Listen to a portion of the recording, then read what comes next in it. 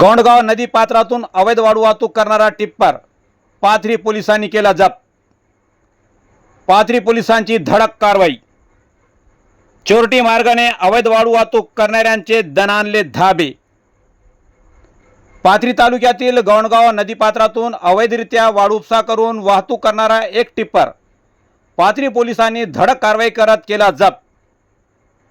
या प्रकरणी वाहन चालकाविरुद्ध कलम 303(2)62 भारतीय न्याय संहिता 2023 प्रमाणे पाथरी पोलीस ठाण्यात गुन्हा दाखल करण्यात आला असून मिळालेल्या माहितीनुसार पोलीस निरीक्षक लक्ष्मणजी केंद्रे व पोलीस हवालदार बालाजी लटपटे हे पेट्रोलिंग करत असताना गुप्त बातमीदार मार्फत खात्रीशीर मिळालेल्या माहितीच्या आधारे रेणुका माता मंदिराजवळील कच्च्या रस्त्याने गोंडगाव नदी पात्राकडे जाणाऱ्या टाटा कंपनीच्या लाल रंगाचा टिप्पर ज्याचा क्रमांक MH12DT 1844 या क्रमांकाच्या टिप्परला हात दाखवून थांबवण्यात आले व तपासणी दरम्यान वाहनात वाळूचे कण आढळून आले।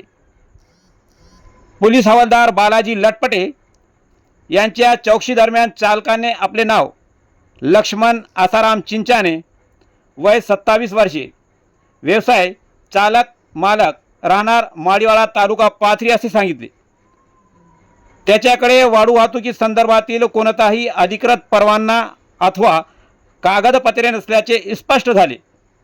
त्यामुळे पोलिसांनी सुमारे 5 लाख रुपये किमतीचा टिप्पर ताब्यात घेऊन पंचनामा केला व वाहन पाथरी पोलीस ठाण्यात जमा केले।